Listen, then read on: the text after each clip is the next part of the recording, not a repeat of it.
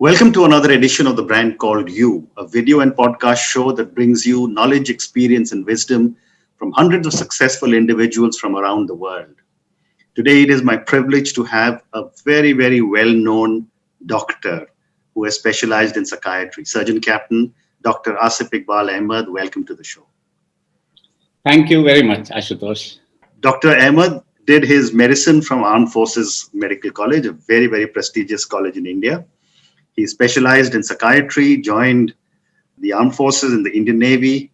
He took premature retirement and started a private practice. And he's now the founder of PsyCare, a legitimate licensed psychiatric hospital. So Asif, tell me, what would you say are the three key milestones in your career? Right, Ashutosh. So one very obvious milestone would be my selection to graduate college in the prestigious Armed Forces Medical College, because that's where my journey began. A second one, which is quite interesting, is my failure in one subject in my final year in AFMC. So that's another milestone, and that is a milestone which taught me a lot right at the outset of my medical career. Great. And the third milestone, actually not so surprising being a doctor, has been an interaction with the patient. Okay. Though we keep saying that, medicine being a knowledge-based field, that books are our best teachers, but I firmly believe that patients are our best teachers. True. Right? And my interaction with one particular patient, if I could take 2 minutes to talk about this milestone, because that really set me off on my journey. I was serving in the armed forces, and the armed forces has an excellent system of care for serving personnel. And that was the time when we were mostly male dominated. So there was no facilities for admission or psychiatric care for families, the wives, the children.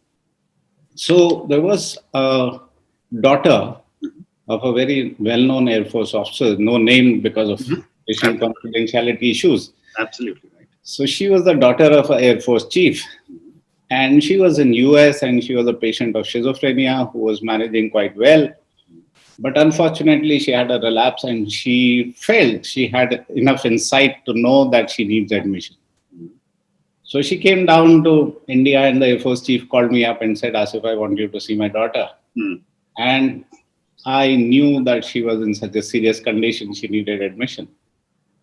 And Ashutosh, I looked around, and it was quite surprising for me to see that there was no suitable facility for her admission. Wow. So I sent her somewhere which was available, and again, no names. And unfortunately, the experience for her and her family was so bad that on the second day, she took discharge against medical advice and came back to me, and I didn't know what to do. So that set me thinking that we need to have certain facilities of legitimate and of appropriate level of care, which is required. In a city like Delhi, if I couldn't find something, imagine what's happening in the rest of India, right? So this was another milestone which set me off on this journey of PsyCare. Amazing. So let's talk a little bit about psychiatry. Yeah. When I was reading about you, you mentioned that at Armed Forces Medical College, I think you were the only one who decided to choose psychiatry as a specialization. Tell me, why did you want to do psychiatry at such a young age? Yes, that's a very interesting thing. This was back in the early 90s, when the awareness about mental health was very little. Even now, though things are better, but we are very far from the ideal scenario. And I was already married at that time, and I was already serving in the Indian Navy.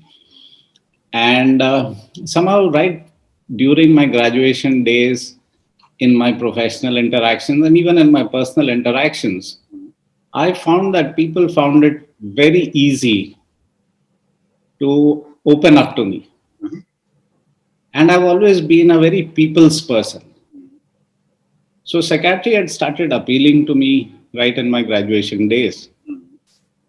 But it was not a sought after specialty in the medical field. Correct. No, the sought after specialties were medicine, internal medicine, and radiology. So when I chose psychiatry, it was basically because of my affinity for people and for realizing that there was a lot of potential, because even at that time, a lot of mental illnesses went undiagnosed and unattended.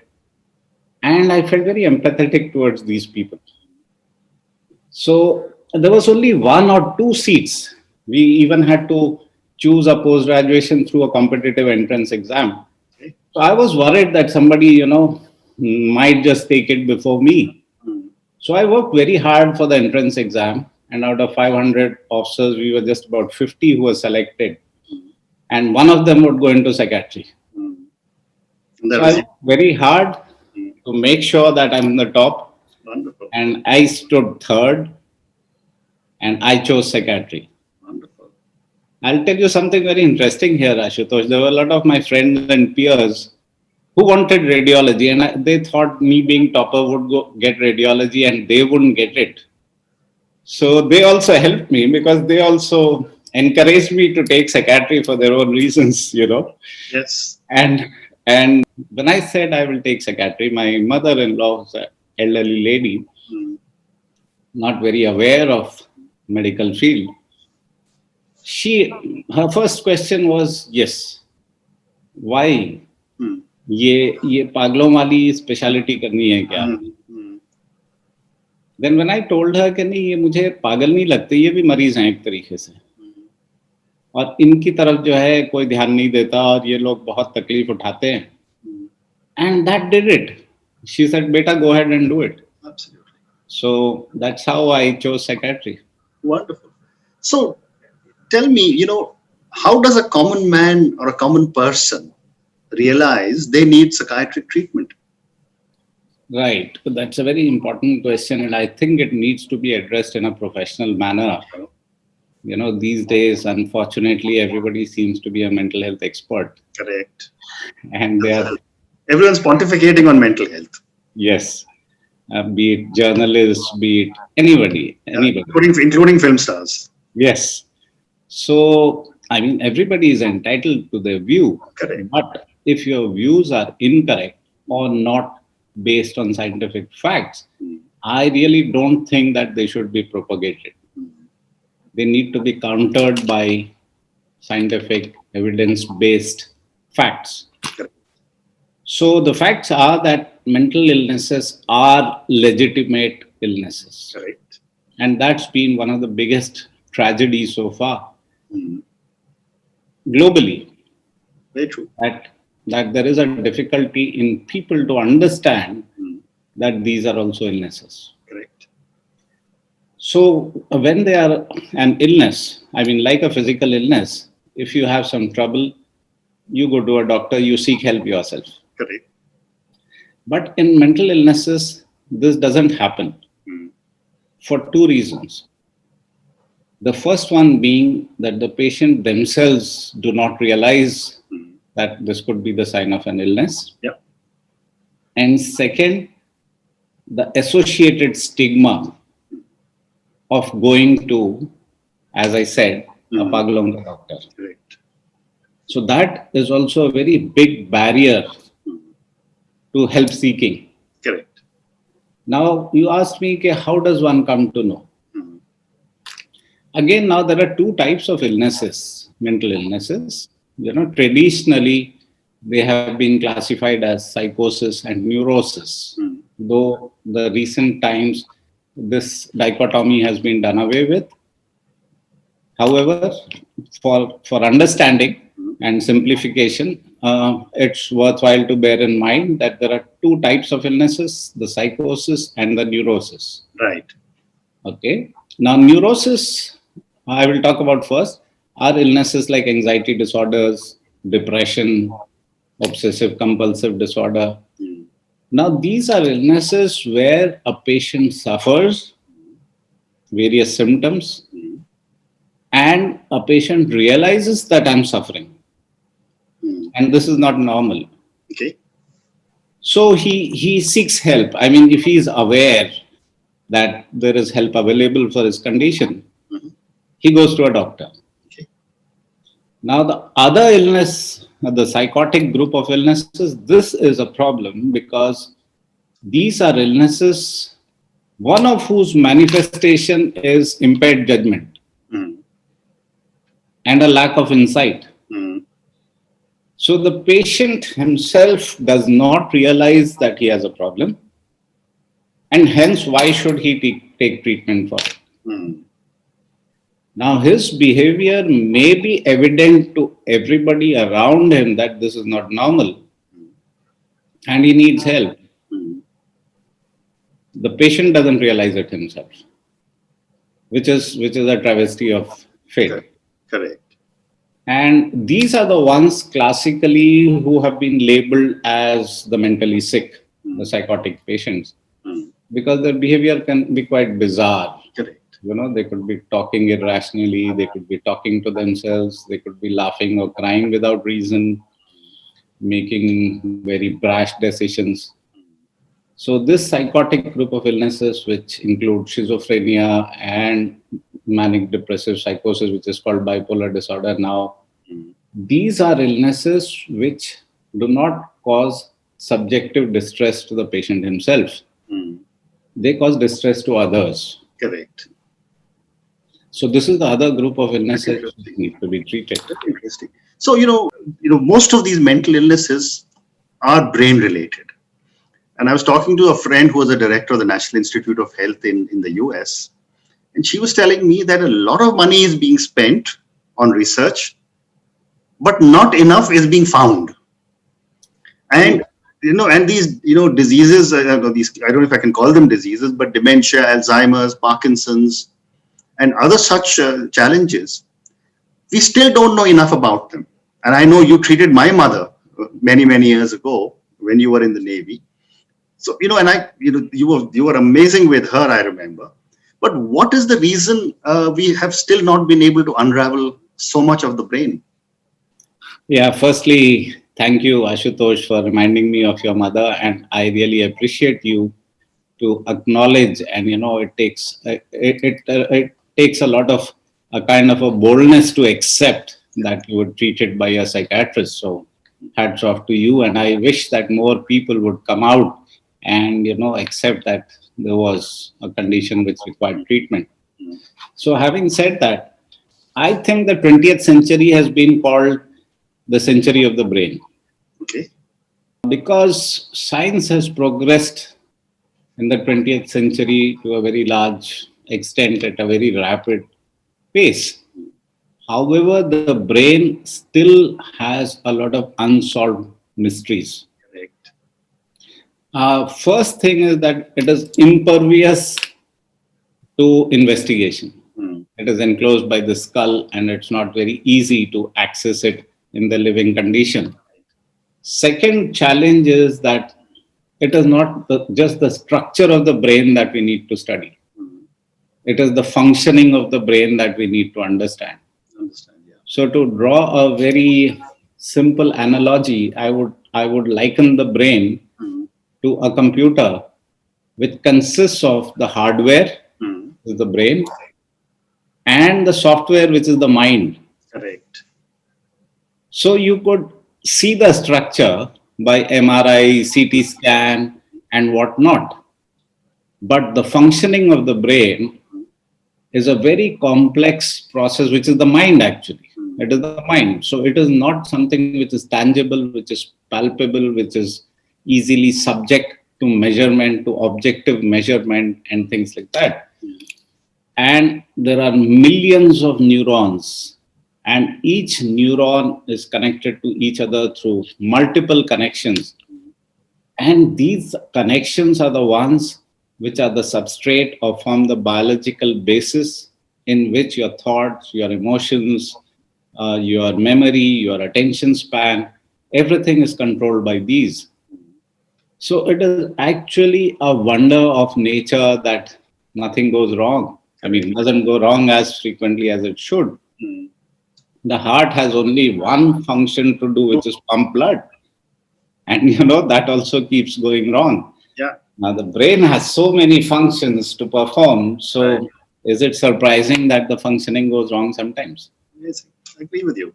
So a lot of research is going on, as you said. US especially spends millions of dollars on trying to find newer treatment modalities, but we really haven't been able to unravel the ultimate mystery, and we have not been able to address things like dementia, Parkinsonism that you've spoken about.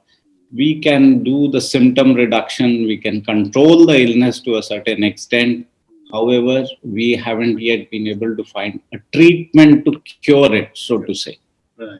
Very interesting. Yeah. Very interesting. So let's move on. You've spent a lot of time in the defense services, and one keeps reading about a lot of challenges soldiers face when they are in difficult terrain or in non-family stations. Without any names or anything specific that is not in public domain, tell me what kind of challenges are being faced. Yeah. Again, I should thank you for drawing attention to the armed forces. And, interestingly, on this 8th of October is the Air Force Day, and that's coming Thursday. And I'm going to speak about stress and resilience in the armed forces. So, all said and done, the troops and the officers are also drawn from the general population. So they are also prone to all those stresses and disorders and illnesses that the general population sees. However, in addition to that, they have certain specific stresses like being in hostile environment, being on the glacier, being isolated from their family, having to face solitude, living in the constant threat of enemy fire. And a major issue which has come up nowadays is also a feeling of hopelessness or helplessness as far as addressing family issues is concerned. There's a general, he's a serving general now, he's the Northern Army commander. He told me, Asif, in my days, I served on the glacier 30 years back. It was much easier then than now, because he says that time we had nothing, no way of communication. And any problems back at home between my family and my wife and my parents or her parents or kids related issues, I wouldn't come to know about it. Wow. Right? So they would write a letter to me, and the letter would come by the snail mail, and the helicopter would drop it once a month. That also provided the weather permitted landing. And he says, so there used to be times when we would be incommunicado from the family for 4 months. And he says, then we would get the mail back, and then I would keep all those letters, arrange them according to the dates that they came. Wow. And then he would open it and read about them. And he says, and over a period of time, I would see how there a problem cropped up and, what happened thereafter and subsequently how it got settled. And I would not be hassled about it. He says, now my troops are sitting here getting minute to minute updates about the issues back at home. So he was asking me, Asif, I really feel like banning social media and mobile communication. So what do you have to say? It's not a question which can be answered very easily. After all, they are also entitled to have this facility. Correct. But he says, Asif, and it has had certain very tragic consequences, There have been instances of suicides and something known as fratricide. You may have heard of it. I've heard the term. Yeah. So this fratricide is actually a guy turning the gun on his immediate officers or, peers because he's under such kind of stress. Correct. So there are these instances where there is additional stress, but the armed forces, by virtue of their camaraderie, their esprit de corps, their patriotism, and the heroism which happens, I think they are very well equipped to deal with these stresses, and our psychiatrists in the armed forces are doing a lot of work in building resilience. And if you'd like to know more about it, I will request you to join me on 8th October if you have the time. I will try and do that. But let's move on. I Yeah. have time for a few questions, and I definitely want to ask you about your little baby, PsyCare. Tell me Yeah. about this journey and what are you doing? Yes. So Ashutosh, as I told you that I took a leap of faith leaving the armed forces. All my peers and my seniors were quite disappointed, saying, Asif, you have a bright career ahead of you, and why do you want to leave the armed forces? I said, sir, if I may become brigadier and I'll move on into administration, and all these skills that I've learned over a period of time would go waste. What you don't use, you lose. Correct. So I left PsyCare, and I'm grateful to the armed forces for the terminal benefits and gratuity and everything that I got. But that wasn't even enough to buy me a one-bedroom house in Delhi. So how do I set up a 10,000 square foot commercial facility? Mm. Now, this is a big challenge, and I think the government needs to do something about this. That if I have to run a legitimate facility, I need to have all the licenses in place. I need to have a commercial premises. I need to pay electricity at commercial rents. So the costs keep building up. Correct. Apart from the initial capital cost, there is also a lot of running costs, which you running your own enterprise would understand. And me as an army man who used to live paycheck to paycheck and reasonably comfortably had no idea of these challenges. So when I stepped out and I said I want to set up a facility, I ran into a big stumbling block that in a place like Delhi for the last 15 years, no psychiatric hospital had been licensed. Wow.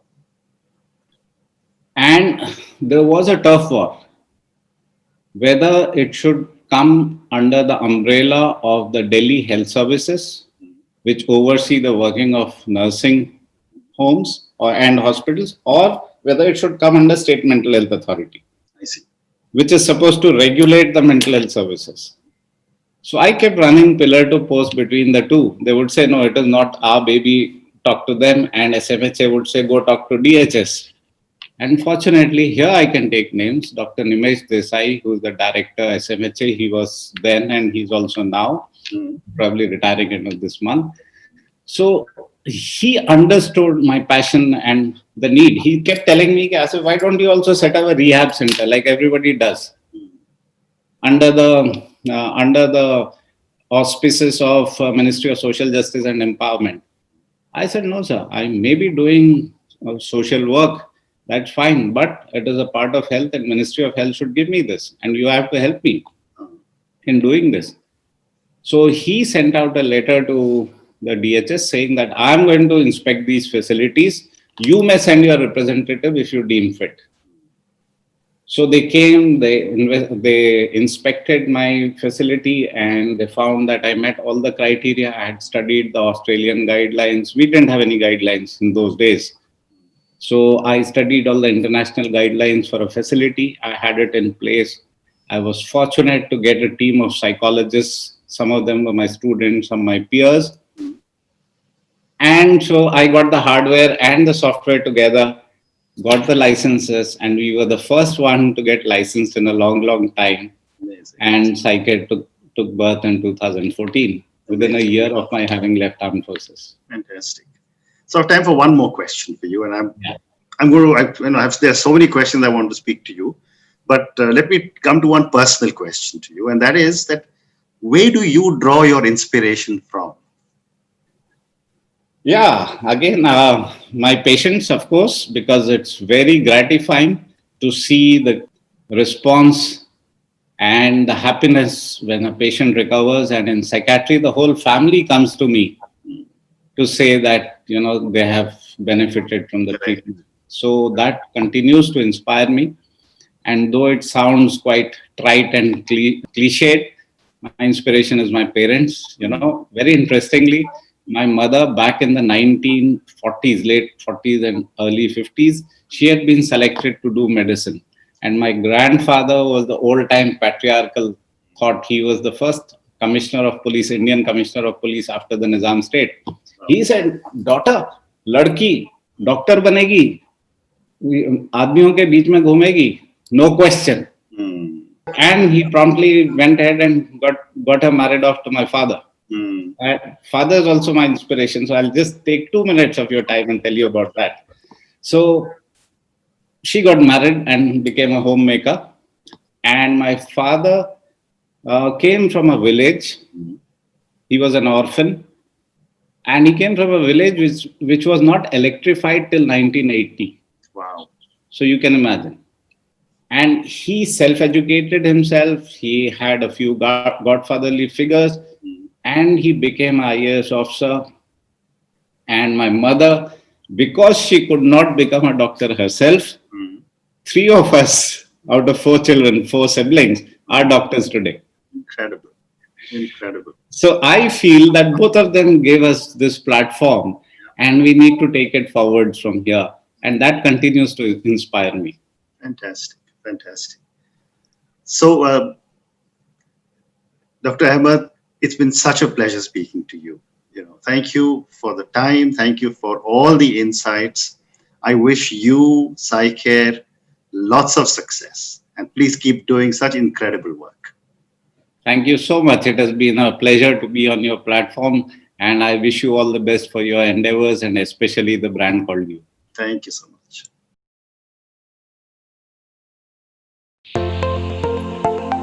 Thank you for listening to the Brand Called You videocast and podcast, a platform that brings you knowledge, experience, and wisdom of hundreds of successful individuals from around the world. Do visit our website www.tbcy.in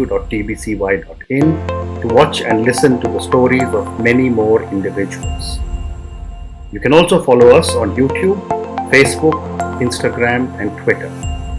Just search for the Brand Called You.